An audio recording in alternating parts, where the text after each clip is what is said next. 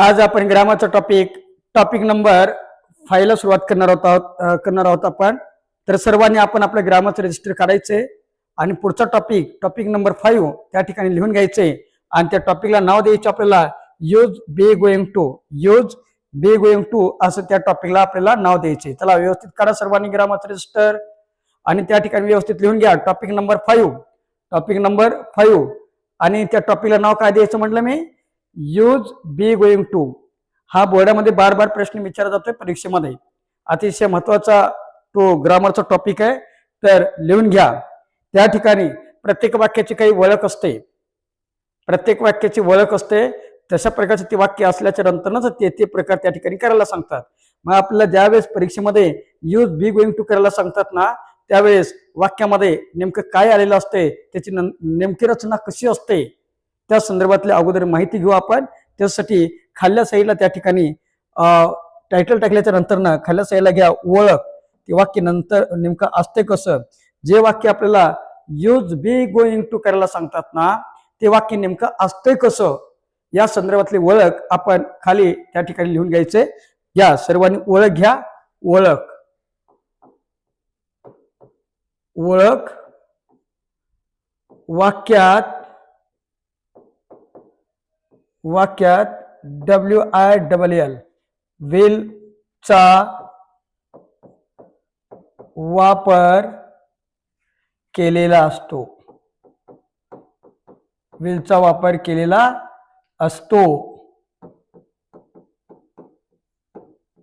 तर बाळांनो, ज्या वेळेस आपल्याला दिलेल्या वाक्याचं यूज बी गोइंग टू करायला सांगतात ना, त्यावेळेस त्या वाक्यामध्ये विल आलेलं असते. लक्षात ठेवा, काय आलेलं असते, विल आलेलं असते. त्याच वाक्याचं आपल्याला यूज बी गोइंग टू करायला सांगतात, हे लक्षात ठेवा.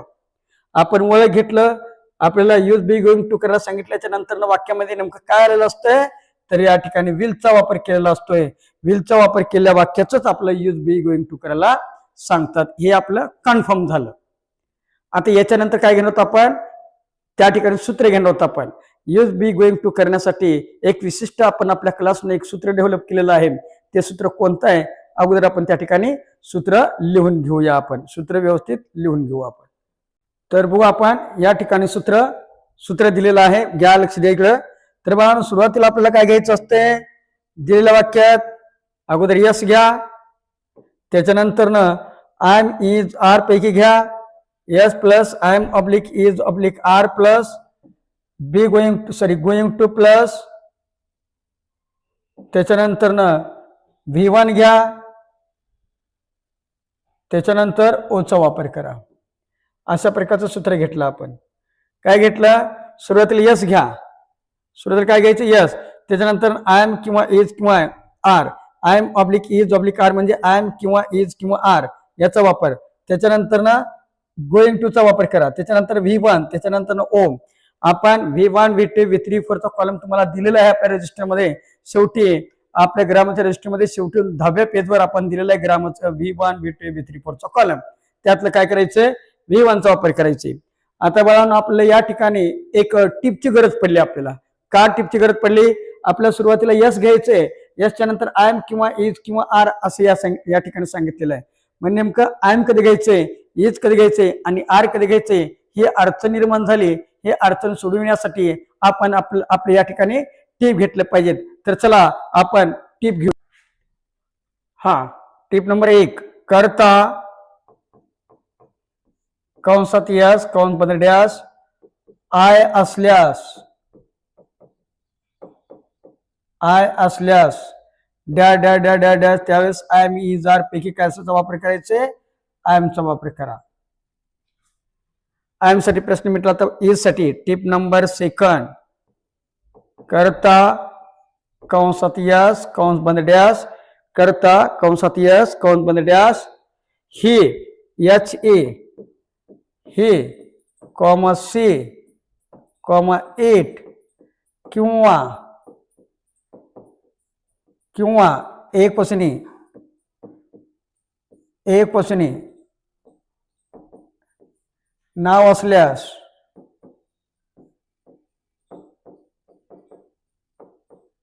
नाव असल्यास डॅश डॅश डॅश त्यावेळेस इजचा वापर करा. आता आय एम झालं, ई झालं. आता आर साठी टिप नंबर 3, करता कंसात यस कंस बंद dash W A V comma Y O U comma T H E Y they किंवा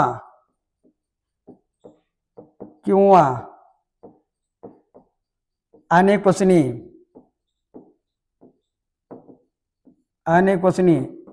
नाव असल्यास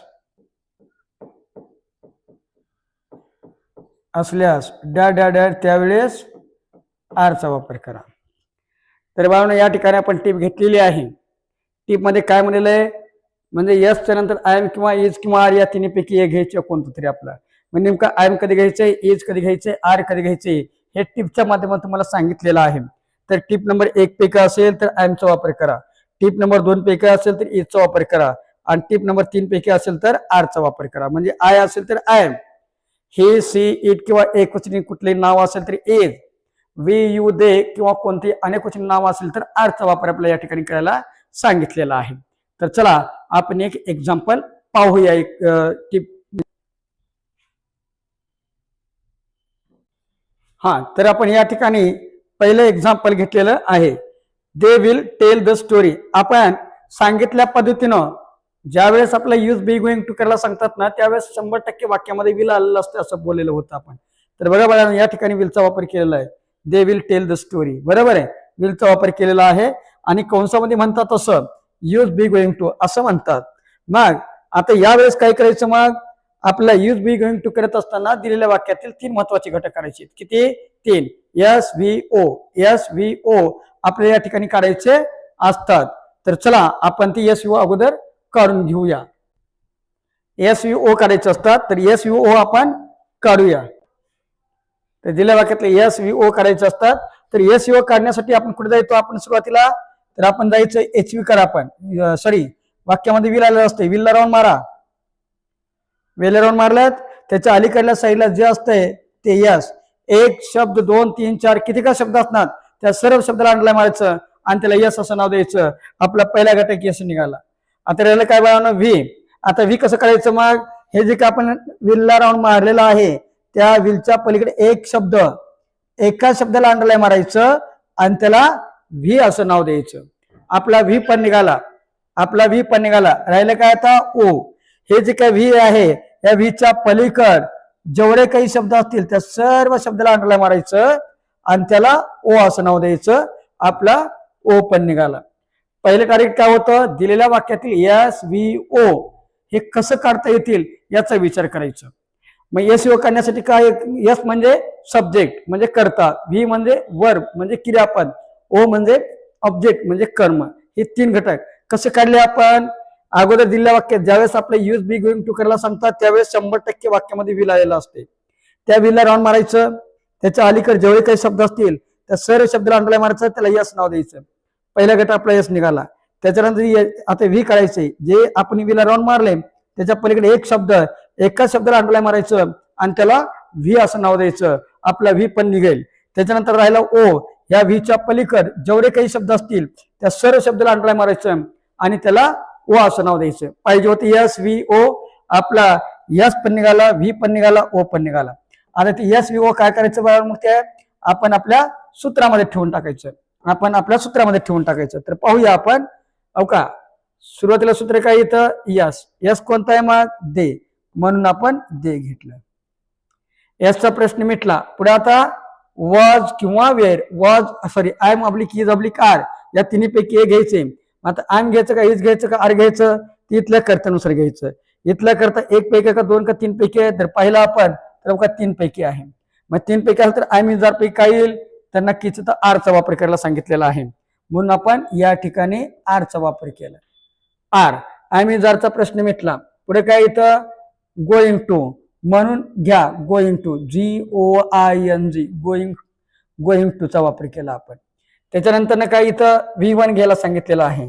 मग व्ही कोणत्या वेळानं आपण, तर टेलचं V1 जर बघितलं आपण तर या ठिकाणी V1 V2 V3 V4 चा कॉलम करा. त्या ठिकाणी पाठीमागे दिलेला जर आपण असं V1 V2 V4 चा कॉलम जर काढला तर काही V1 V2 V4 चा कॉलम हा काही V1 आहे, हा V2, हा V3, हा V4 आणि आपण टेल हा ना आपल्या सिरियल नंबर 8 मध्ये दिलेला आहे.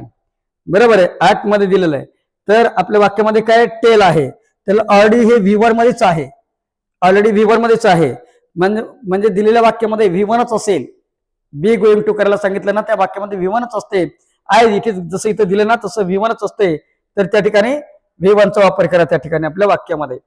V1 करायला सांगितलं होतं. तर चला घेऊ आपण आपल्या वाक्यामध्ये V1चा वापर करूया. हा आता काय मग V1 टेल आहे, टेलचं V1 काय तर टेलच आहे.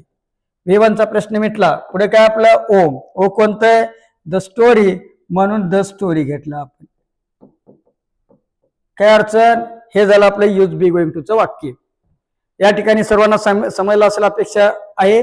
आता दुसरं वाक्य आपण घेऊया, आणखीन एक एक्झाम्पल नंबर सेकंड घेऊया. चला एक्झाम्पल नंबर सेकंड, चला second number second use be going to हा का हे आपल्या ग्रामर शिकत असताना म्हणजे टॉपिक शिकत असताना एक्झाम्पल नंबर 2 या ठिकाणी दिलेलं आहे. He will ask the question. बघा या ठिकाणी सुद्धा विलचा वापर केलेला आहे. ज्या वेळेस तुम्हाला यूज बी गोइंग टू करायला सांगतात ना त्यावेळेस 100% वाक्यामध्ये विल हे आलेलंच असतंय. हा तर चला मग आपलं टार्गेट काय, दिलेल्या वाक्यातलं यस व्ही ओ काढणे. पहिल्यांदा यस ओ काढत असताना कुठे जातो आपण, चला लवकर कुठे जातो आपण, एच कडे जातो, विल कडे जातो. चला विल लवकर इथे, चला मारा राऊंड, मारलं. हा त्याच्या अलीकड 1 2 3 4 किती का शब्द असणार त्या सर्व शब्दाला अंडरलाईन मारायचे आणि एकच शब्द याला अंडरलाईन मारलं आपण त्याला यस असं नाव दिलं. आपलं यस व्ही ओ पैकी यस आपला निघाला. राहिलं काय आता व्ही. या एचवीच्या पलीकड म्हणजे विलच्या पलीकड जे राऊंड मारले ना आपण त्याच्या पलीकडे एक शब्द, एकाच शब्दाला अंडरलाईन मारायचं आणि त्याला व्ही असं नाव द्यायचं. चला आपला व्ही पण निघाला. आता राहिलं काय ओ. हे जे काय आपण व्ही काढले त्या व्हीच्या पलीकड जेवढे काही शब्द असतील त्या सर्व शब्दाला अंडरलाईन मारायचं आणि त्याला ओ असं नाव द्यायचं. आपला ओ पण निघाला. पाहिजे होतं यस व्ही ओ, आपला यस पण निघाला, व्ही पण निघाला, ओ पण निघाला. आता काढलेलं यस व्ही ओ आपण कुठे ठेवायचं, आपल्या सूत्रामध्ये ठेवायचे. हा सूत्रामध्ये ठेवायचे आपण आपल्याला. तर सूत्र नंबर 1 सॉरी बघा सुरुवातीला काय इथं यस आहे. यस कोणतं आहे, ही, म्हणून ही घ्या. एसचा प्रश्न मिटला. पुढे आता आय एम इज आर या आपल्याला तिन्हीपैकी एक घ्यायचे आपल्या कर्तव्यास नुसार. आता इथला जो काही कर्तव्य आपला टिप नंबर 1 पैकी आहे का 2 का 3 पैकी आहे. जर आपण पाहिलं तर टिप नंबर सेकंड पैकी आहे, 2 पैकी आहे. मग 2 पैकी आहे तर आय एम इज आर पैकी काय घ्यायचे तर इज घ्यायचे. मग चला इज घ्या. आय एम इज आरचा प्रश्न मिटला. राहिलं काय तर इथं गोइंग टू. चला मग गोइंग टू घ्या, GOING गोइंग टू. गोइंग टूचा प्रश्न मिटला. तर पुढे V1 आहे. व्ही कोणता बनवणार या ठिकाणी तर आस्क आहे. आस्कचं V1 काय, जर आपण पाहिलं V1 he B going to करत असताना V1च दिलेलं असते वाक्यात. तर आस्क आहे. तर या ठिकाणी 5 नंबर दिलेला आपण. आस्क ऑलरेडी V1 मध्येच आता आपण सांगितल्या पद्धतीनं V1 मध्ये घ्या म्हणलं, ऑलरेडीच V1 मध्ये आहे. मग आपण जसं तसं त्या ठिकाणी घ्या. आस्कचं V1 आस्कच आहे म्हणून आपण आस्कचा वापर केला आपण. V1चा प्रश्न मिटला. पुढे काय आता ओ कोणतं आहे द क्वेश्चन म्हणून द क्वेश्चन लिहून घ्या पुढे द क्वेश्चन. हे झालं बी गोइंग टूचं example number second. Be going टूचं एक्झाम्पल नंबर सेकंड आपण या ठिकाणी घेतलेला आहे. आणखीन एक आपण लास्ट एक्झाम्पल हा ग्रामरचा टॉपिक समजून घेण्यासाठी आपण घेणार आहोत. या एक्झाम्पल नंबर 3. एक्झाम्पल नंबर 3 चला एक्झाम्पल नंबर 3 या ठिकाणी दिलेलं आहे तुम्हाला बी गोइंग टू शिकण्यासाठी. Example number 3 boys will play a game. Boys will play a game. तर बाळांनो त्या ठिकाणी बी गोइंग टू करण्यासाठी दिलेल्या वाक्यातले किती घडे करायचे आपल्याला तर नक्की दिलेल्या वाक्यातील आपल्याला 3 घडे करायचे. ते 3 घडे कोणते, S V O. S V O करत असताना कुठे जातो आपण, दिलेल्या वाक्यात विल आलेलं असते त्या विलला राऊंड मारा. त्याच्या अलीकडे जे असते ते यस निघाला. राहिलं व्ही, त्याच्या पलीकडे एक शब्द, त्याच्या पलीकडे एक शब्द, त्या ठिकाणी विला राऊंड मारला. अलीकडल्या साईडला यस, त्याच्या पलीकडे एक शब्द व्ही आणि व्हीच्या पलीकडे काय असतंय ओ. पाहिजे होतं एस व्ही ओ, आपण एस व्ही ओ काढलं. आता ती काढलेलं एस व्ही ओ आपण आपल्या सूत्रामध्ये ठेवून टाकायचं. तर बघा सुरुवातीला काय इथं यस आहे. यस कोणतं आहे आपलं बॉईज म्हणून आपण बॉईज घेतलं. त्या ठिकाणी याचा प्रश्न मिटला. पुढे काय बाळांनो, आय एम इज आर या तिन्हीपैकी एक घ्यायचे. आय एम इज आर या तिन्हीपैकी एक घ्यायचे. जर आपल्या करता टिप नंबर 1 पैकी असेल तर आय एम घ्या, टिप नंबर 2 पैकी असेल तर इज घ्या, टिप नंबर 3 पैकी असेल तर आर घ्या. तर इथं बॉयज आहे, BOY बॉय म्हणले की एक मुलगा एक वचनात इज आलं असतं, पण इथं BOYS आहे, बॉईज. बॉईज अनेक वचनात झालं, मग अनेक वचनी किंवा अनेक वचनी नाव म्हणायला या ठिकाणी 3 मध्ये, म्हणून 3 नंबर साठी काय घ्यायचे, आर. म्हणून आपण काय घेतलं, आर चा वापर केला. आय एम इज आरचा प्रश्न मिटला. पुढे काय इथं बाळांनो, गोइंग टू, म्हणून आपण या ठिकाणी गोइंग टू चा वापर केला. या ठिकाणी गोइंग टू चा प्रश्न मिटला. पुढे V1, व्ही कोणता आहे, प्ले. आपण प्ले V1 V2 तर पाहिलं तर प्ले हे V1 मध्ये तुम्हाला दिसेल, म्हणून या ठिकाणी प्ले घेतला आपण. पुढे O आहे, ओ कोणता आहे, अ गेम आहे, म्हणून आपण या ठिकाणी अ गेम घेतलं. या ठिकाणी आपलं यूज बी गोइंग टू चं वाक्य तयार केलं. 3 एक्झाम्पल आपण या ठिकाणी घेतलेले आहेत. अपेक्षा आहे सर्वांना हे बी गोइंग टू चा टॉपिक समजलेला असेल. काही एक्झाम्पल या ठिकाणी घ्या तुम्हाला सोडवण्यासाठी. Example number first, I will write the story. Example number second, they will do it. They will do it.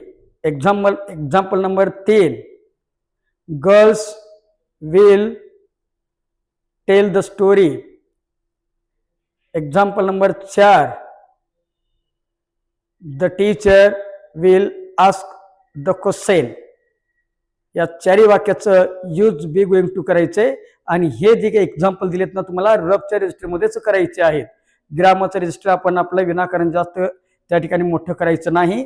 त्या ठिकाणी तर आपलं हे जे काही एक्झाम्पल दिलेत तुम्ही तुमच्या रबच्या रजिस्टरमध्ये करायचं आहे, सराव म्हणून त्या ठिकाणी करायचं आहे. इथं आपला टॉपिक हा इथं संपलेला आहे. याची व्यवस्थित तयारी तुम्हाला करायची.